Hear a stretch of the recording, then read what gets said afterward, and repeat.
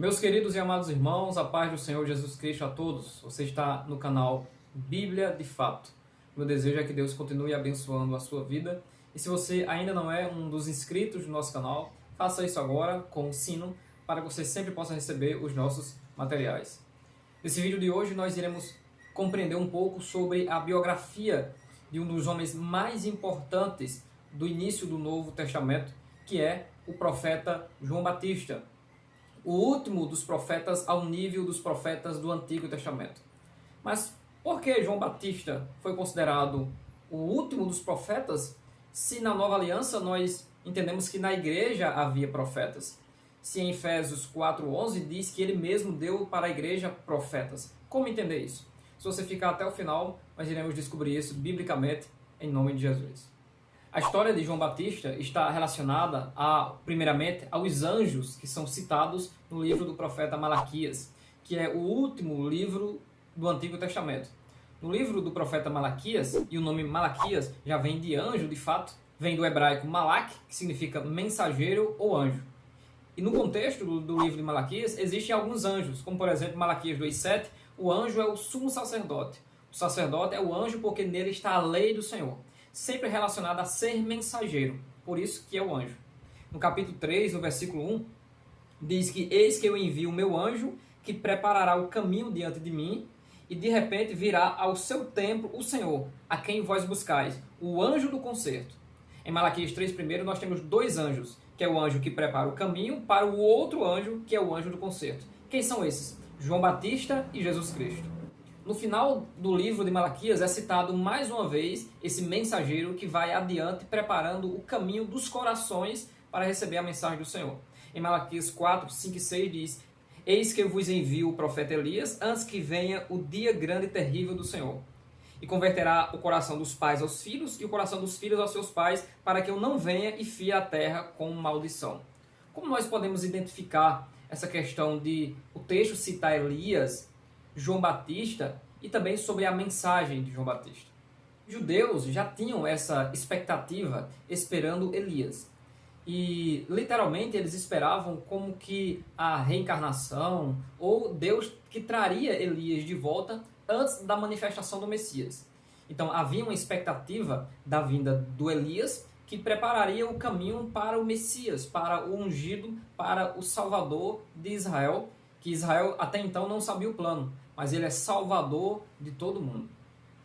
Sobre essa questão de Elias e João Batista, em Lucas capítulo 1, sobre ele diz, no versículo 17, irá adiante dele quem? De Cristo, irá adiante dele no espírito e virtude de Elias, para converter o coração dos pais aos filhos e os rebeldes à prudência dos justos, com o fim de preparar ao Senhor um povo bem disposto. O objetivo de João Batista é vir na autoridade e na unção, em ter a ousadia que o próprio Elias tinha, de se levantar contra os líderes da nação que eram corruptos, como na época de Elias, que era Acabe. E agora João Batista, da mesma sorte, tendo Herodes e toda a corrupção dentro do templo do Senhor, João Batista está nos desertos proclamando que se volte ao Senhor. Muitos até tentam relacionar João Batista aos essênios, porém não há muita referência bíblica para nós falarmos sobre isso. Mas as características são as mesmas. Se santificar de forma isolada, protestando contra a corrupção do templo e, consequentemente, dos líderes da nação. Então, João Batista não é a encarnação de Elias. E alguns perguntaram a ele se ele era Elias. E ele disse que ele não era Elias. Perguntaram a ele em João, capítulo 1, a partir do versículo 19, e disseram: este é o testemunho de João, quando os judeus mandaram de Jerusalém sacerdotes e levitas para que lhe perguntassem: quem és tu? E confessou e não negou. Confessou: eu não sou o Cristo. E perguntaram-lhe então: quem és? És tu Elias? Olha, perguntaram se ele era Elias. E disse: não sou. És tu o profeta? Respondeu: não. O profeta é Jesus Cristo também. Disseram-lhe, pois: quem és para que demos resposta àqueles que nos enviaram? Que dizes de ti mesmo? Aí ele diz algo importantíssimo relacionado não a ele apenas ou a sua pessoa, ou as suas características, mas principalmente a mensagem de Deus que está sobre ele. Porque o verdadeiro profeta, está preocupado sobre o que ele vai falar da parte de Deus, e não apenas quem ele é e qual é a sua posição. Disse: eu sou a voz do que clama no deserto, endireitai o caminho do Senhor, como disse o profeta Isaías. João Batista está se intitulando aqui como a voz que grita no deserto, como aquele que agora está trazendo a mensagem de consolação, pois a partir de Isaías capítulo 40, Deus muda a mensagem para uma mensagem de consolação. E diz que Israel já recebeu em dobro da mão do Senhor por todos os seus pecados. Consolai e consolai o meu povo. E a partir de Isaías 40 até o 66, o Senhor está trazendo em mensagem, em pregações, a glória de Israel de volta. E com a vinda do Senhor Jesus Cristo, a glória de Israel virá. É isso que está na profecia lá de Lucas capítulo 1. Ele será chamado Filho do Altíssimo. E ele é quem exaltará o seu povo, que exaltará Israel. É ele quem coloca os reis no trono e é ele quem tira os reis do trono. Ele é o Senhor, o Deus Todo-Poderoso. Havia uma profecia sobre João Batista que ele seria cheio do Espírito Santo desde o ventre de sua mãe, como é anunciado a João Batista ainda dentro do templo em Lucas capítulo 1 e versículo 15. Porque será grande diante do Senhor e não beberá vinho nem bebida forte e será cheio do Espírito Santo desde o ventre de sua mãe.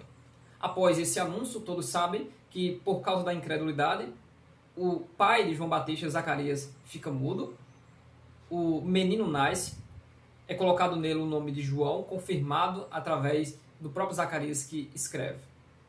Após 5 meses de gestação da mãe de João Batista, que é Isabel ou Elizabeth, o anjo Gabriel também vai visitar uma moça, uma jovem, chamada Maria, lá em Nazaré.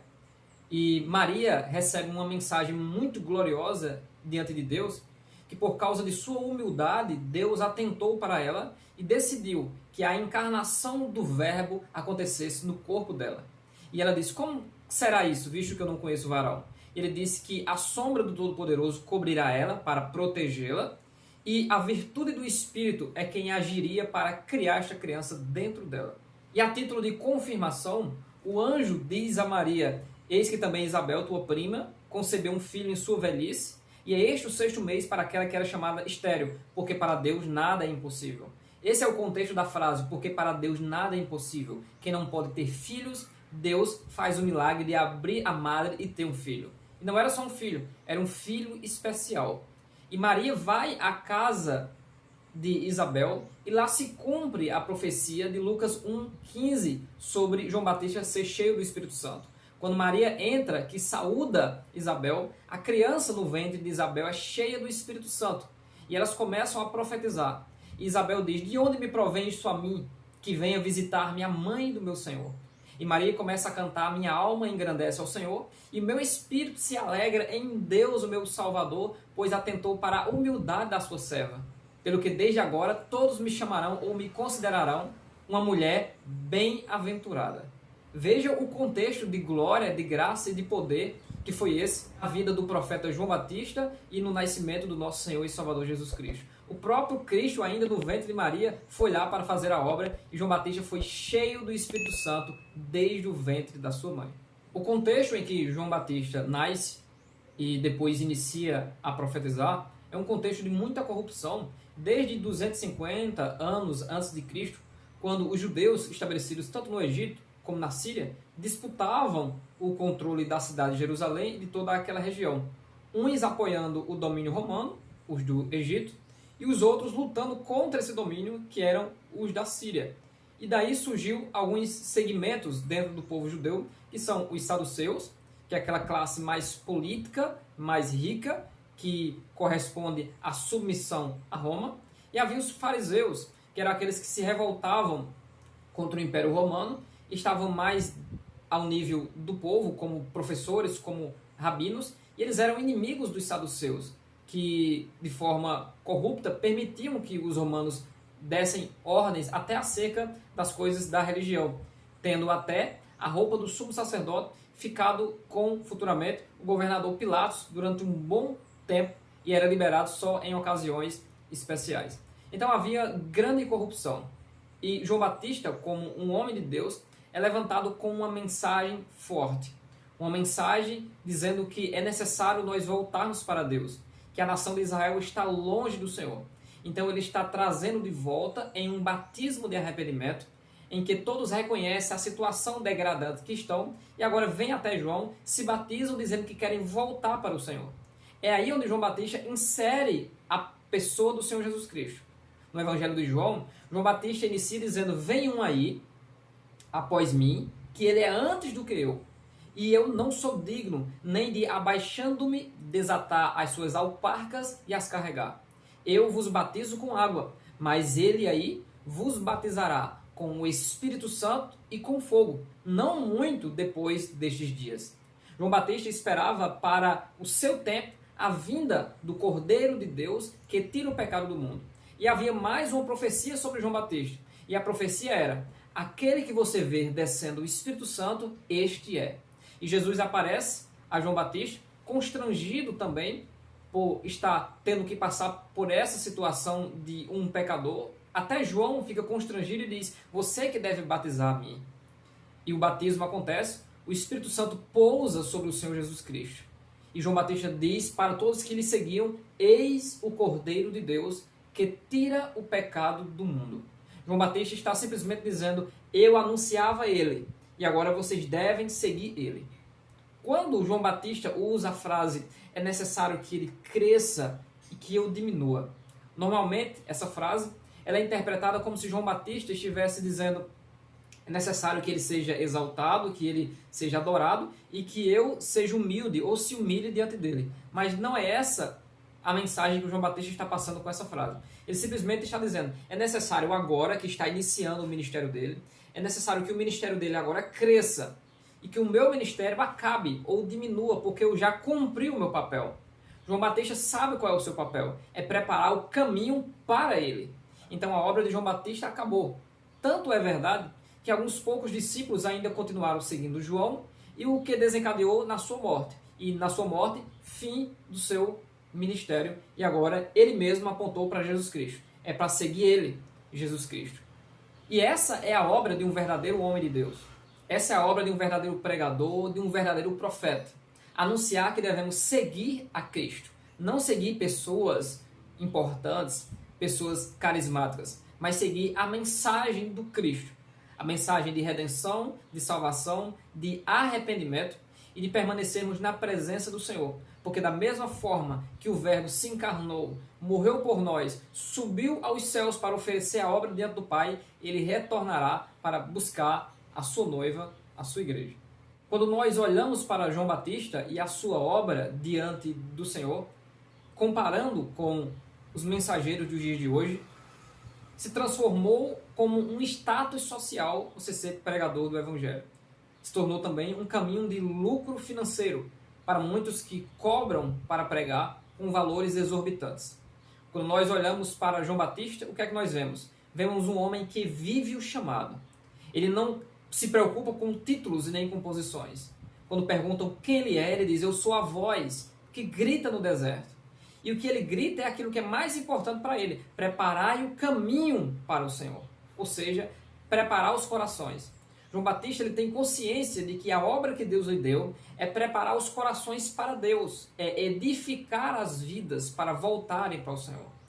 E quando nós temos consciência disso, nós entendemos que essa obra não é um status social, mas uma obrigação, uma urgência, e saber que, fazendo isso, estamos obedecendo ao Deus Todo-Poderoso. O apóstolo Paulo, em 1 Coríntios 9,16, ele diz que eu não tenho do que me gloriar se prego o evangelho do reino, porque foi-me imposta esta obrigação, e ai de mim se eu não pregar o evangelho do reino. E agora vamos para a nossa pergunta que foi feita no início. Mas desde já eu quero lembrar você, para que você compartilhe os nossos vídeos. Não se esqueça de ser um inscrito no nosso canal. E agora é possível você ser membro do canal Bíblia de Fato. Você pode ir aí na aba logo embaixo, seja membro. E você pode ser um irmão de fato, um amigo de fato ou família de fato, também contribuindo com o avanço do nosso canal. Mas por que João Batista é considerado o último dos profetas? Vamos conferir um dos textos das Sagradas Escrituras, que é Lucas 16, que diz: a lei e os profetas duraram até João. Desde então é anunciado o reino de Deus e todo homem prega força para entrar nele. juntamente com esse texto, o Senhor Jesus Cristo, em Mateus 11 e o versículo 11, diz sobre João: em verdade vos digo que entre os nascidos de mulher não apareceu alguém maior do que João Batista, mas aquele que é o menor no reino dos céus é maior do que ele. Mostrando a impossibilidade da salvação por méritos humanos, o Senhor Jesus Cristo cita João Batista como o homem mais importante sobre a face da terra. Quando nós relacionamos isso ao fato dele ser o último dos profetas, a nossa mente abre o nosso entendimento. E nós entendemos por que João Batista é o último dos profetas.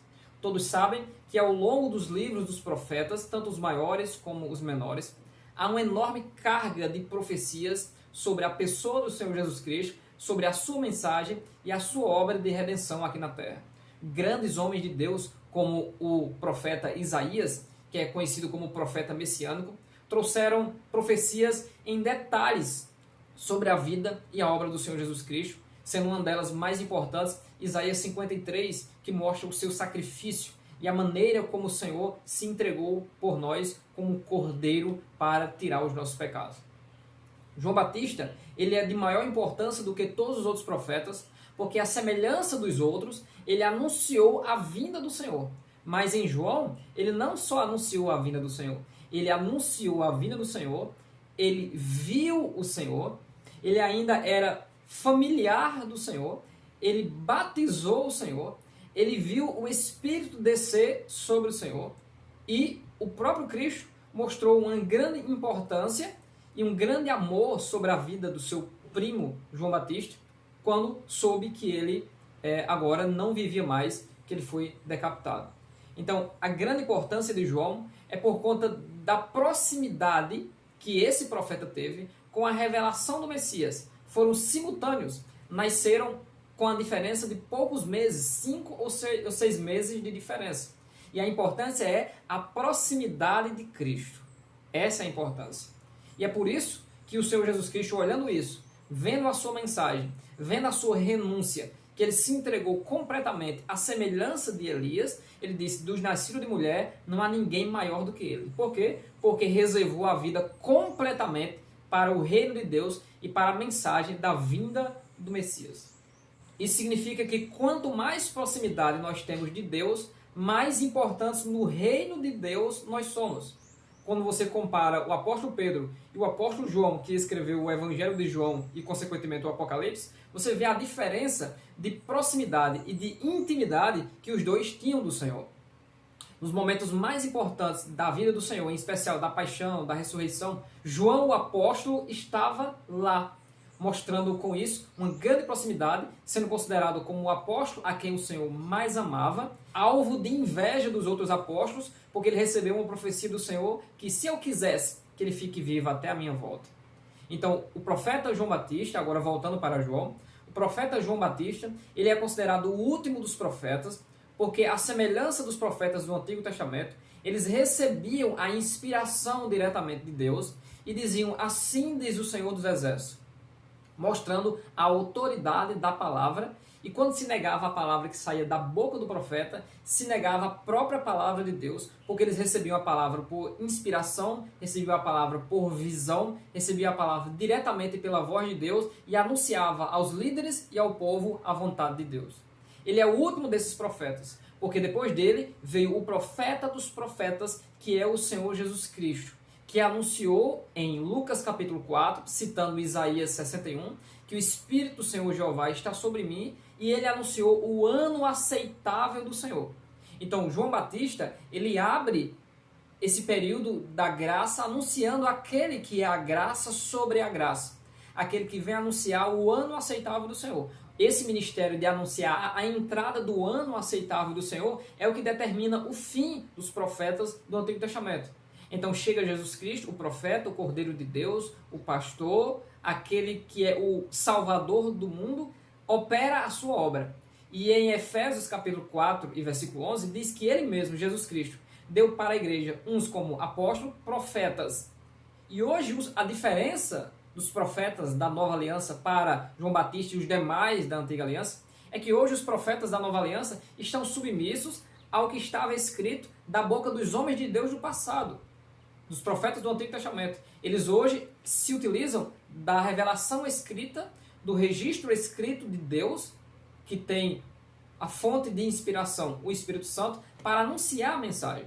Os profetas da atualidade não recebem a inspiração de Deus e falam. Eles recebem a inspiração da palavra e falam. Os do Antigo Testamento, eles recebiam a palavra e registravam.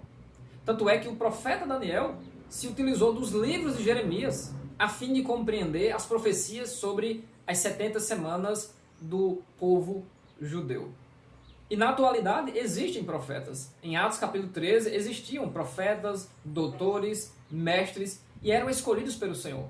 Porém, eles estão através de dons espirituais, de forma espontânea, sendo usados pelo Senhor, diferente dos profetas do Antigo Testamento. Se você chegasse a qualquer hora e a qualquer momento para um deles, eles falariam a palavra de Deus para você. Se Deus não quisesse falar nada, Deus ainda falaria com eles e eles diziam, assim diz o Senhor. O Senhor não quer falar nada para você. Ou seja, a palavra ambulante estava sobre eles, a inspiração do Deus Todo-Poderoso. Hoje, todos nós, os mensageiros, os anjos, os profetas, se utilizamos dos escritos desses grandes homens de Deus, inclusive dos apóstolos, que têm a inspiração fundacional da igreja para anunciar a mensagem do Cristo, a mensagem do Deus Todo-Poderoso. E aqui nós finalizamos este vídeo sobre o profeta João Batista, lembrando que esse assunto está sendo estudado na lição dos jovens, neste primeiro trimestre de 2022, onde se estuda sobre Jesus, o Filho de Deus, os sinais e os ensinos de Cristo no Evangelho de João. E esse assunto está na lição de número 2, que é a lição João Batista, preparando o caminho. Que Deus abençoe grandemente a sua vida. Deixaremos mais referências aqui no final para você continuar conosco, buscando a Deus em Bíblia de Fato. Que Deus abençoe a sua vida em nome de Jesus.